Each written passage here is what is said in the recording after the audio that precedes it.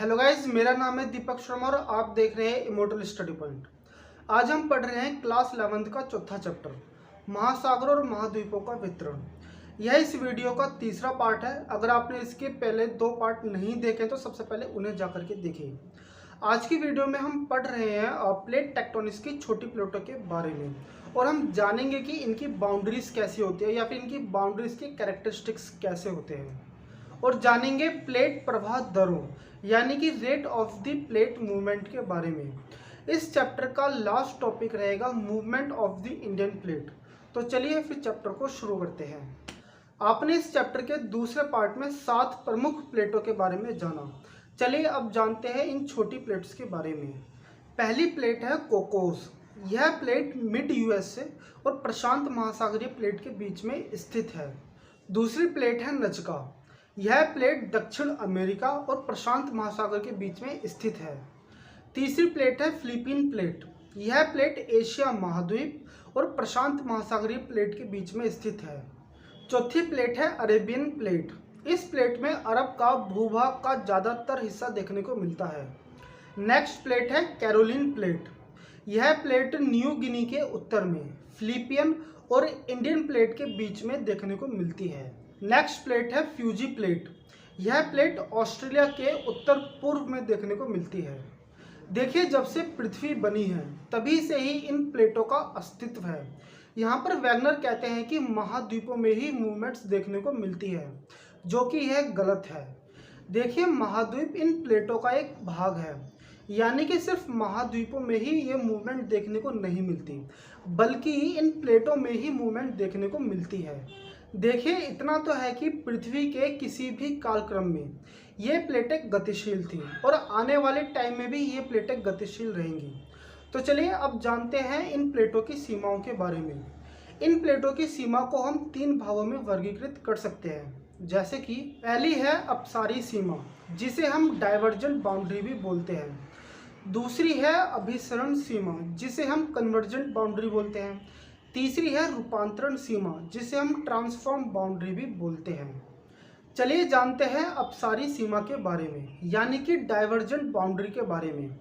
देखिए, इस तरह की प्लेटें एक दूसरे के अपोजिट डायरेक्शन में मूव करती हैं, यानी कि ये प्लेटें एक दूसरे से दूर जाती हैं, जिसकी वजह से वहाँ पर प्रॉपर्टी में दरारें यानी कि क्रैक्स पड़ जाते हैं, जिसके कारण वहाँ से लावा निकलता है। जब यह लावा धरातल पर आकर के जमकर ठोस हो जाता है तो इससे भूप्रॉपर्टी यानी कि क्रस्ट का निर्माण होता है। देखिए, वो स्थान जहाँ से ये प्लेटें एक दूसरे से दूर जाना शुरू होती है, उस स्थान को हम प्रसारी स्थान यानी कि स्प्रेडिंग साइड भी बोलते हैं।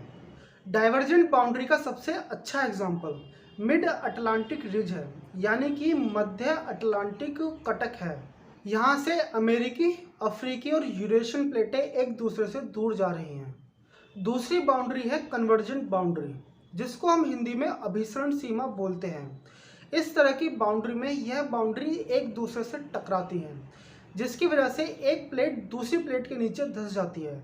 इससे होता क्या है कि भूप्रॉपर्टी यानी कि क्रस्ट का काफ़ी हद तक नुकसान देखने को मिलता है। अब देखिए, वह जगह जहाँ पर एक प्लेट दूसरे प्लेट के नीचे धंस जाती है, उस जगह को हम सबडक्शन जोन बोलते हैं। देखिए, अभिसरण सीमा यानी कि कन्वर्जेंट बाउंड्री 3 तरह की होती है। पहली तरह की बाउंड्री महासागरीय और महाद्वीपों के बीच की सीमा होती है।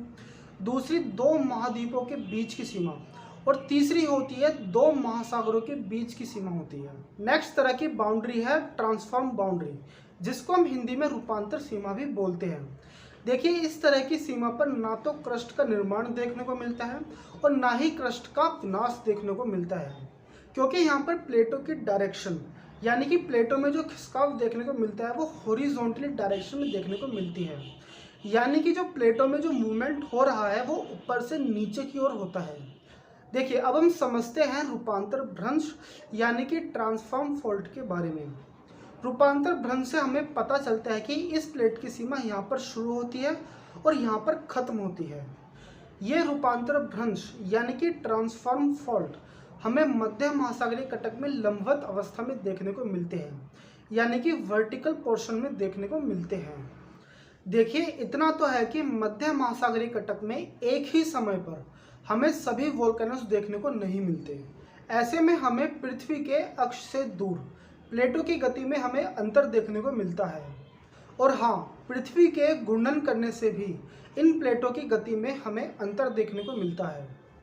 चलिए फिर नेक्स्ट टॉपिक है प्लेट प्रवाह दरें, यानी कि रेट ऑफ प्लेट मूवमेंट्स। देखिए, प्लेट प्रवाह दरों का मतलब है कि इन प्लेटों में हमें थोड़ी बहुत मूवमेंट देखने को मिलती है, और इस तरह की मूवमेंट को समझने के लिए हमें मध्य महासागरीय कटक के बिल्कुल समानांतर हमें कुछ चुंबकीय क्षेत्र की पट्टियां देखने को मिलती हैं। इनसे वैज्ञानिकों को प्लेट प्रवाह दरों को समझने में काफ़ी हेल्प मिली है, और इनसे कुछ फैक्ट्स पता चले हैं कि इन प्लेट प्रवाह दरों में काफ़ी डिफरेंस, यानी कि इनकी गति में काफ़ी डिफरेंस देखने को मिलता है।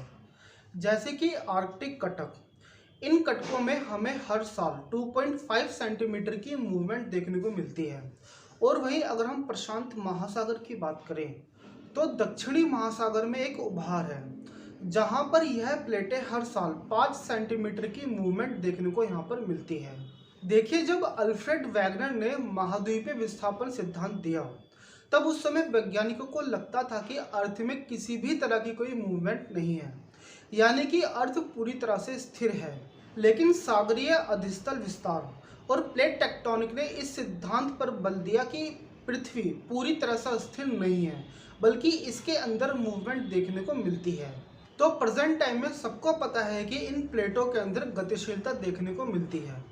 देखिए, जैसे कि आपको पता है कि मेंटल से लावा निकलता है, और यह लावा जब धरातल पर आता है तो जमकर ठंडा हो जाता है, जिसकी वजह से भूपटटी का निर्माण होता है। और फिर यही चट्टानें फिर से धरातल के अंदर पहुंच जाती हैं, और ज़्यादा टेम्परेचर हो जाने की वजह से यह फिर से लिक्विड फॉर्म में आ जाती है। तो यानी कि विनाश का और निर्माण का यह चक्र हमेशा चलता ही रहता है। अर्थ के अंदर हीट को जनरेट करने के लिए दो सोर्स होते हैं। पहला है रेडियो एक्टिव ऑब्जेक्ट, और दूसरा है रेजिड्यूअल हीट, जिसे हम हिंदी में अवशिष्ट पदार्थ भी बोलते हैं। चलिए फिर नेक्स्ट टॉपिक है भारतीय प्लेटों का संचलन, यानी कि movement of the Indian plate. पहले हम यहाँ पर समझते हैं कि भारतीय प्लेट कहाँ तक फैली हुई है, और हम यहाँ पर यह समझते हैं कि भारतीय प्लेटों के अंदर कितने देशों की सीमाओं के क्षेत्रफल सम्मिलित किए जाते हैं। देखिए, भारतीय प्लेट में प्रायद्वीपीय भारत और ऑस्ट्रेलिया का भूभाग आता है। चलिए हम जानते हैं कि भारतीय प्लेट के अंदर किन किन देशों की सीमाएं इस क्षेत्रीय भूभाग के अंदर आती हैं। सबसे पहले चलते हैं हम हिमालय की ओर। भारतीय प्लेट की सीमा में हिमालय की श्रेणी आती है, और इसके अंदर सबडक्शन जोन, यानी कि प्रविष्टन क्षेत्र, इसका उत्तरी सीमा का निर्धारण करती है। चलिए अब हम समझते हैं कि सबडक्शन जोन यानी कि प्रविष्टन क्षेत्र कहते किसे हैं। हमने इस चैप्टर के दूसरे पार्ट में कन्वर्जेंट बाउंड्री के बारे में पढ़ा था, जिसके अंदर एक प्लेट दूसरी प्लेट के नीचे धंस जाती है, तो उस वाली जगह को हम प्रविष्टन क्षेत्र यानी कि सबडक्शन जोन बोलते हैं। चलिए अब हम भारत के ईस्ट डायरेक्शन में चलते हैं और यह पता लगाते हैं कि भारत का पूर्वी भाग इस प्लेट में कितने हद तक आता है। देखिए, पूर्व में यह म्यांमार के राकनी योमा पर्वत से जावा खाई तक फैला हुआ है। अगर म्यांमार से जावा खाई तक इसका शेप देखा जाए तो यह एक चाप यानी कि एक आर्क की तरह दिखता है। तो अगर हम यहाँ कह सके कि पूर्व में इसकी सीमा कहाँ जाकर खत्म होती है, तो यह ऑस्ट्रेलिया के ईस्ट पार्ट में साउथ वेस्ट यानी कि दक्षिण पश्चिम महासागर में महासागरीय कटक तक इसकी सीमा जाती है। चलिए अब आप जान चुके हैं कि भारत का पूर्वी भाग भारतीय प्लेट में कहाँ तक फैला हुआ है। अब हम समझते हैं कि भारत का पश्चिमी भाग यानी कि वेस्ट पार्ट कहाँ तक फैला हुआ है। देखो, भारतीय प्लेट की वेस्ट लाइन में पाकिस्तान की किर्थर श्रेणियों से लेकर आगे तक मकरान तट और दक्षिण पूर्व चागोस द्वीप समूह तक का पार्ट आता है, और यह लाल महासागर में आकर मिलती है। देखिए, भारतीय और आर्कटिक प्लेट की सीमा का निर्धारण भी महासागरीय कटक करता है। चलिए अब जानते हैं इंडिया के बारे में। देखिए, भारत पहले काफ़ी बड़ा द्वीप था, जिसकी अगर हम लोकेशन की बात करें तो यह ऑस्ट्रेलिया के तट से दूर एक बड़े विशाल महासागर में स्थित था। लगभग 22.5 करोड़ साल पहले टेथिस सागर इसे एशिया महाद्वीप से अलग करता था। ऐसा माना जाता है कि आज से 20 करोड़ साल पहले जब पेंजिया टूटा तो इंडिया ने यानी कि भारत की जो डायरेक्शन थी वो नॉर्थ की तरफ थी। फिर 4 से 5 करोड़ साल पहले इंडिया एशिया से टकराया, जिससे आज का हिमालय बना। जिनको नहीं पता कि पेंजिया क्या होता है वो जरा ध्यान से सुनिए। आज के टाइम में जितने भी आपको देश दिख रहे हैं, जितने भी जमीन के टुकड़े देखने को मिल रहे हैं, उन सबके बीच में हमें क्या देखने को मिलते हैं? समुद्र देखने को मिलते हैं। तो पेंजिया की जो सिद्धांत है, ऐसा माना जाता है कि पहले इनमें कोई टुकड़े नहीं थे, बल्कि ये जितनी भी जमीन थी वो एक ही जमीन के पार्ट हुआ करते थे, और उस जमीन के स्थल खंड को हम क्या बोलते थे? पेंजिया बोलते थे। तो फिर चलिए अब आगे बढ़ते हैं। जब इंडियन प्लेट एशिया प्लेट की तरफ आगे बढ़ रही थी, तब लावा के बहने से वहाँ पर दक्कन ट्रैप का निर्माण हुआ, और यह प्रक्रिया यानी कि यह एक्टिविटी 6 करोड़ साल पहले हुई, और ये काफ़ी लंबे समय तक चलती रही। यहाँ पर यह ध्यान दीजिए कि यह उपमहाद्वीप उस टाइम पर इक्वेटर के पास था।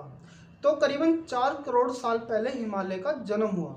तो आज के वैज्ञानिकों का मानना है कि हर साल हिमालय की हाइट कुछ इंचेस बढ़ रही है। तो फिर यहाँ पर चैप्टर होता है आपका ख़त्म।